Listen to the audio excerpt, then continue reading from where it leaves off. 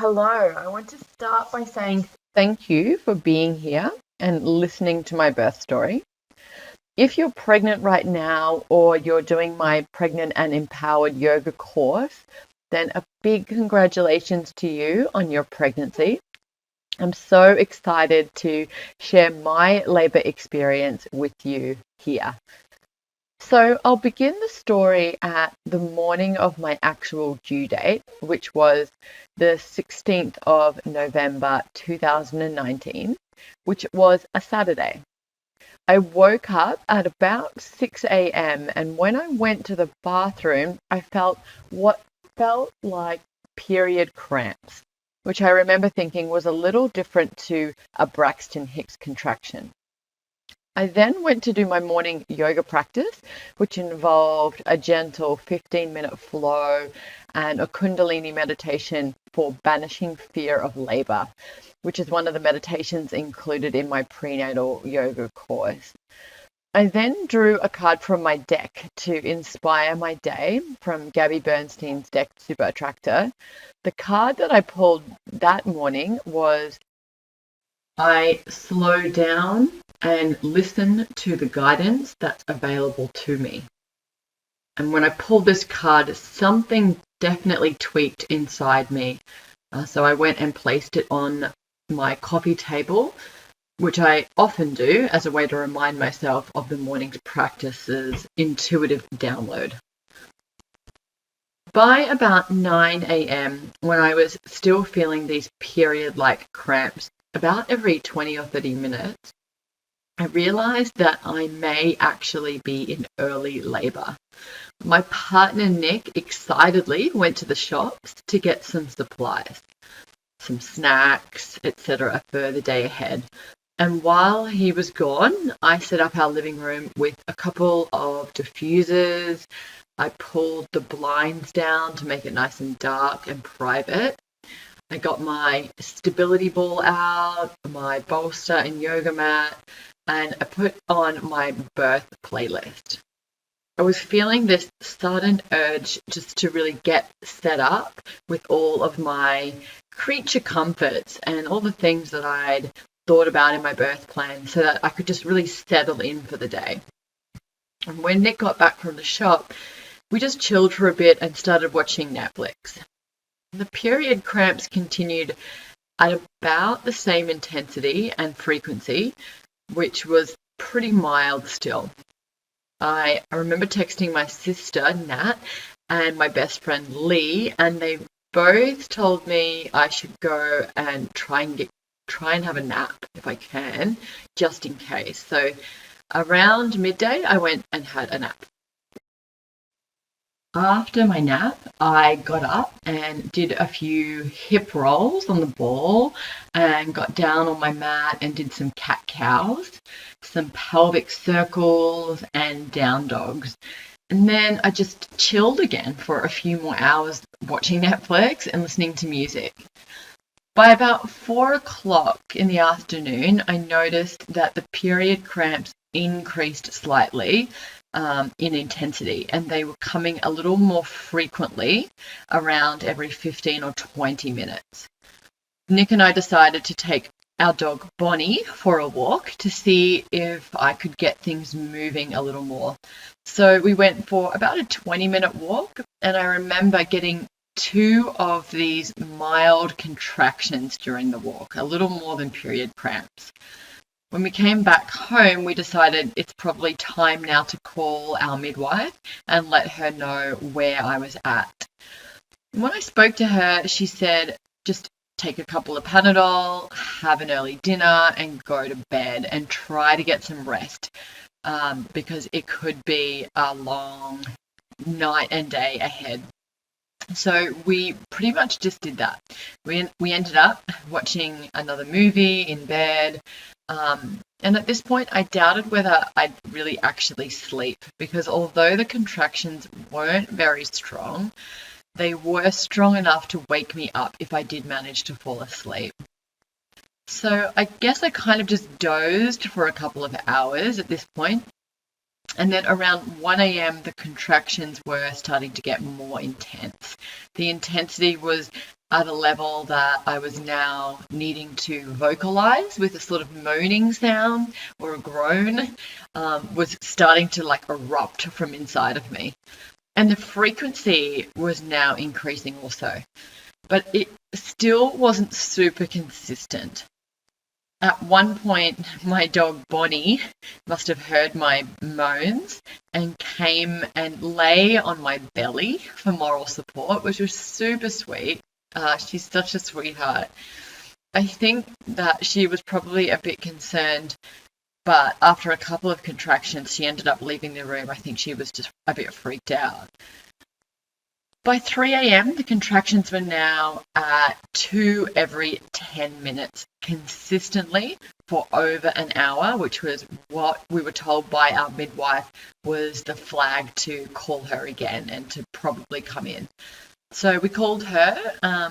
At this point, Nick spoke to her because I was finding it a bit too hard to communicate and to concentrate. When he had her on the phone, I had quite an intense contraction on the bed and I moaned quite loudly, which the midwife, she overheard from the other end of the phone. So hearing this, I think she realized how far along I was and she told us to come in. So it was go time. I excitedly packed the last couple of things into my overnight bag and we went down to the car and packed the car, headed for the hospital. I felt fairly calm, but also nervous. Nervous excitement, I guess, was creeping in more at this point. We live only 10 minutes from the hospital, and at 3 a.m., there was no traffic in sight. I had 2 contractions on the car trip only, and then when we pulled up out the front, Nick dropped me off and went and parked the car. I felt strange being there alone out the front of the hospital in the dark and a little bit vulnerable waiting, but thankfully he was quick to return to me. When he came back, he grabbed a wheelchair from the emergency room and wheeled me in through the emergency doors. This was the only way to enter the hospital at night, and the whole scene just felt like a scene from a movie and not really like the sacred and natural experience I had imagined. But I did think about it afterwards that I'd probably prefer being wheeled in through emergency than arriving in broad daylight with all of the hustle and bustle of people around the hospital. By now, the contractions had started to really intensify, and they were coming about every 3 minutes. The triage nurse at emergency let us in, and Nick wheeled me up to the lifts and to level 5 where the birth center rooms are. My midwife, Angie, was still 45 minutes away when we called her. So another midwife from the birth suites took us into our room and took some just general obs,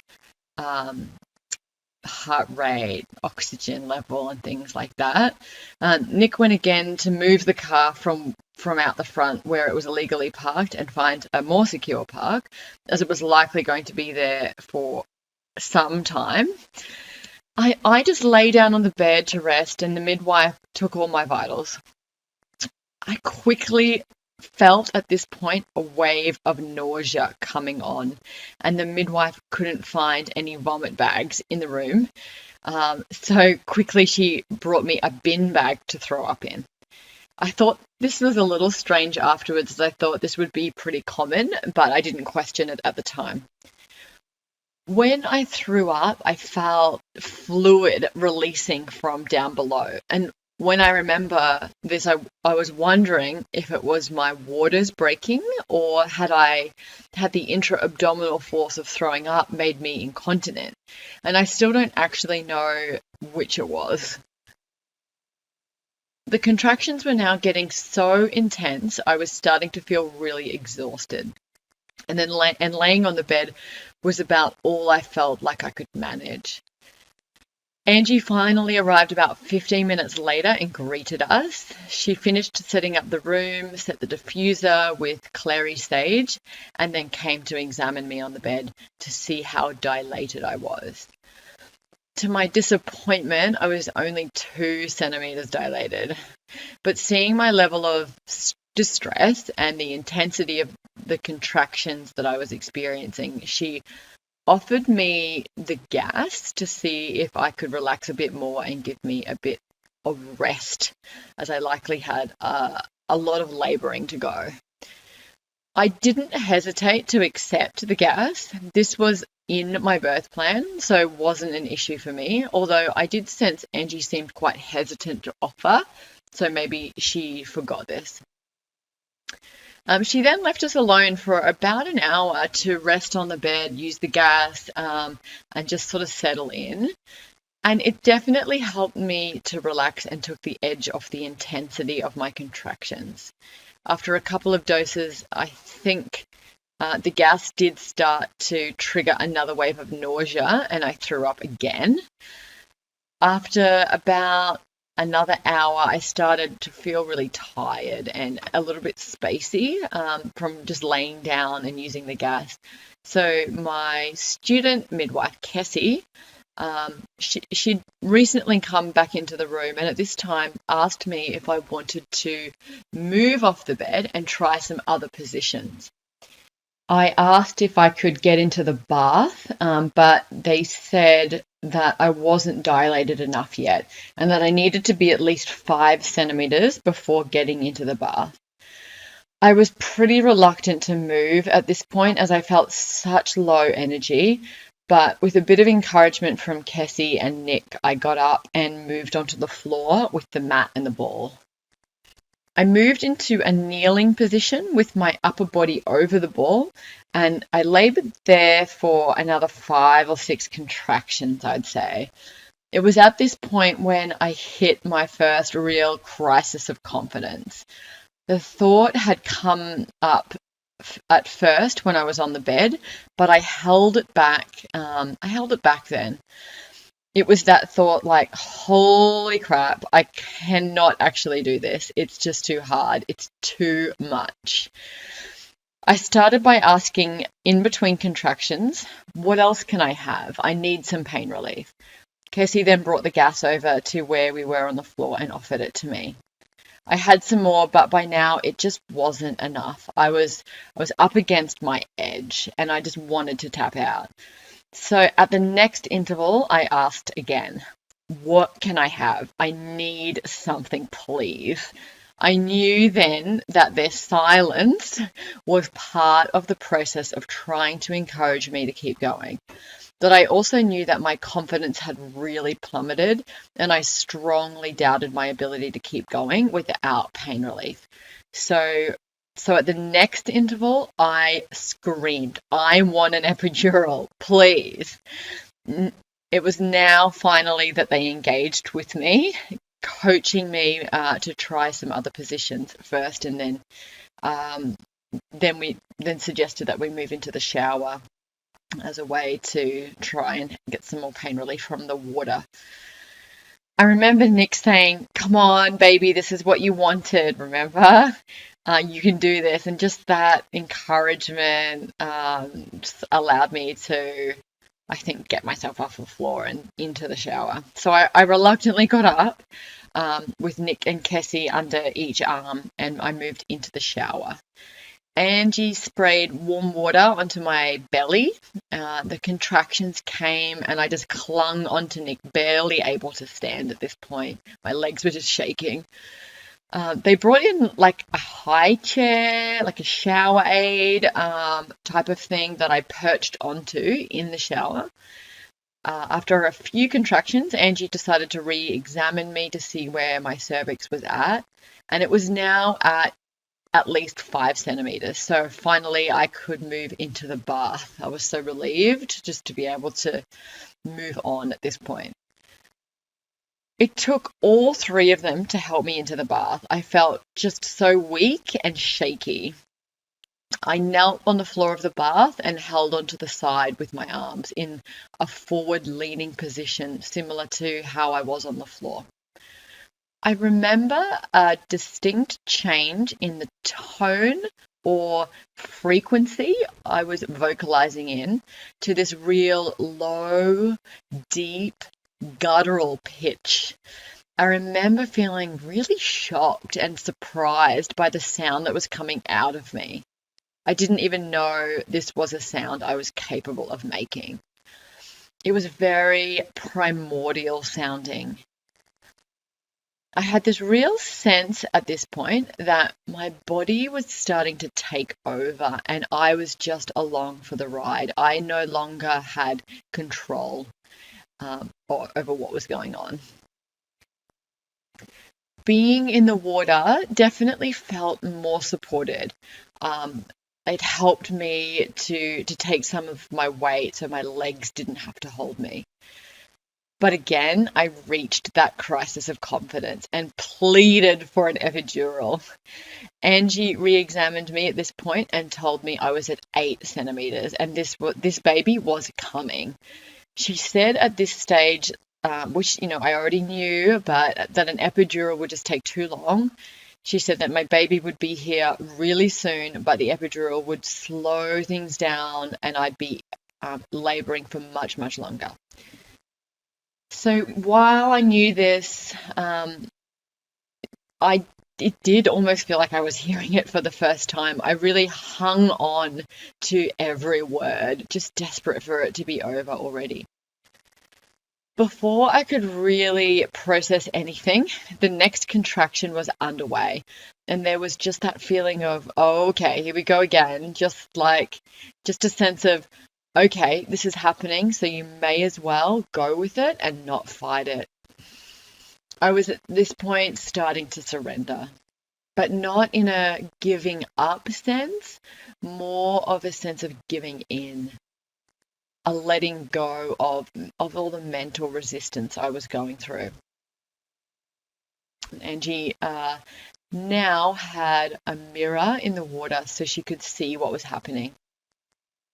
After only 2 more contractions, I heard Angie say that I was fully dilated and she was instructing me to reach down and feel the head.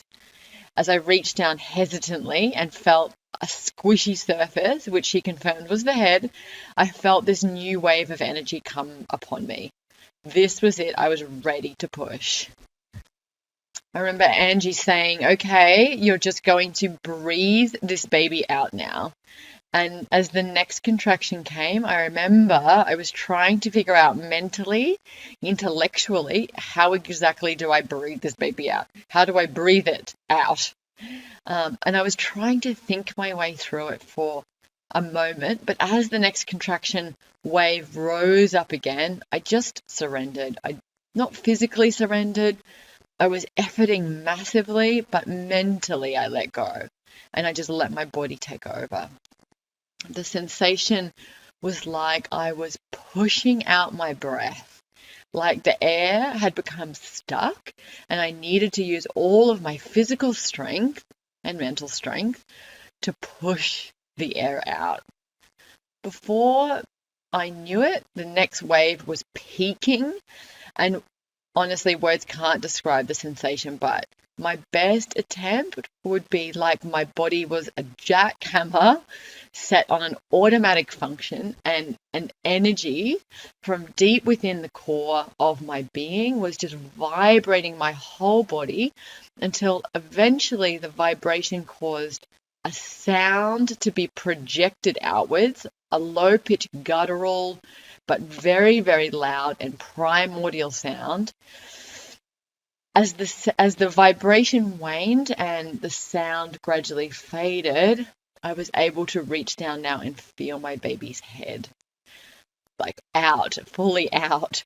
The head was now submerged in the water. And although I knew that it was okay because they received their oxygen supply through the placenta still, it did feel strange to have my baby's head submerged in the water for what felt like such a long time. And the next contraction really felt like it took forever to come on. It felt like there was so much longer, such a longer space in between this contraction ending and the next one starting, which added to this lingering kind of anxiety about the head being underwater. At this point, I had so much adrenaline running through my body that communicating anything felt impossible. So I was silently waiting for the next contraction in my kind of altered state of consciousness. The next wave felt as if it was coming in slow motion, and it took longer to build to that peak. But I had the feeling that this was it. At the other side of this wave, I would meet my baby finally. The next thing I heard was Angie telling me to reach down and pull my baby up and out of the water. It felt like a dream, like it didn't feel real at this point. I reached down, I pulled him out of the water. The cord was wrapped around his neck, and Nick and Angie and myself just quickly unraveled it. Nick announced, "It's a boy, we have a baby boy." And I was just so wiped out from the whole thing and all the adrenaline running through my body that I just still couldn't say much or really compute. But I felt so happy and so excited and thrilled, but also just so overwhelmed to say anything. It felt like I was in shock, I guess, like a physiological autonomic nervous system shutdown feeling. My legs were like jelly, and the sensation downstairs felt very vulnerable, like if I put any pressure down through my legs, my insides might fall out. And just when I thought it was all over, I was reminded by Angie that it was time now to deliver the placenta. And she asked, would I like a physiological or assisted delivery? Another decision at this point. Oh, I was so overwhelmed. But in my birth plan, thankfully, I had considered this already and I had opted for a physiological delivery unless there were complications. So then came the next phase, the final stage of labor, the delivery of my placenta. And the thought of anything else coming down and out of my vagina at this point felt pretty traumatizing, to be honest, but I was so close to being done now that I just pushed through. Angie placed a stool underneath me as the next couple of contractions passed, but I think I was a little slumped on it posturally, and the angle just wasn't good for delivery. So they helped me up to stand and tried to deliver in standing. And this was much better. Although I needed full support to stand, when the next contraction came, out plopped the placenta. It actually didn't feel too bad. Apart from feeling very apprehensive and vulnerable, it wasn't actually super painful or difficult. Perhaps that is just in comparison to what I'd just been through. I don't know. So all up, from start to finish, then my labour was about 24 hours. But the second stage, the active pushing stage, was astoundingly only about 20 minutes. So I was only pushing in the water for 20 minutes, which was maybe 5 or 6 contractions before he was out. And according to Angie, this is not what she typically sees for a first birth, sometimes definitely second and third births.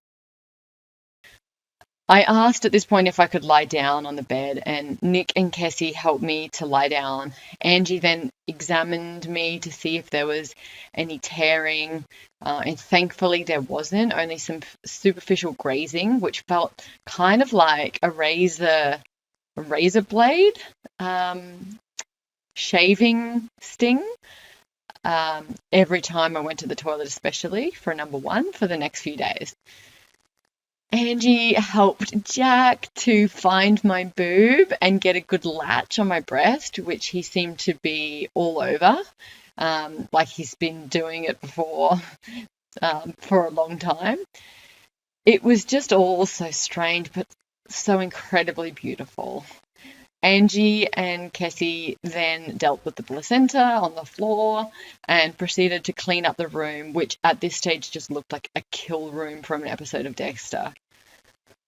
Being a Sunday morning, a lot of my family, including my sister from Melbourne, were able to come to visit me pretty quickly, just at very short notice. And before I knew it, only 2 hours later, I'm surrounded by my immediate family members, are standing around my bed, just looking at me and Jack. And we were only actually there in the hospital for another 4 hours getting final checks before we were discharged and escorted downstairs to the car at the front, ready to go home. We both just stood at the backside car door holding Jack and looking clueless and just dumbfounded as we tried to put him in the car seat for the first time. You couldn't wipe the smile off our face for the next 10 plus hours. We realized then just how blessed we were to have had, in particular, this birth experience and what a magical experience it was. When my grandma came to visit a few days later, she asked me if I thought yoga helped me in the birth. I told her that I thought it did. It wasn't so much in the physical capacity of strength and flexibility of my muscles and my joints, although that definitely helped, but more in the capacity of my nervous system and mentally to tolerate the extreme stress that was the birth experience. And the mental process of just being able to let go and surrender to my body's inner knowing, that innate intelligence. My body already knew what to do, and somewhere along the way I realized this and that I just needed to get out of the way and let it do its thing. Thank you so much for coming on this journey with me. I feel so happy to be able to share my story with you, and if it brings you a source of inspiration, comfort, or entertainment, then I'm really, really happy for that. Thank you, and good luck on your journey. And remember that however your birth unfolds, whatever happens on the day, it's your beautiful story, and you are bringing this incredible new life into the world. And that is so powerful. From my heart to yours, namaste.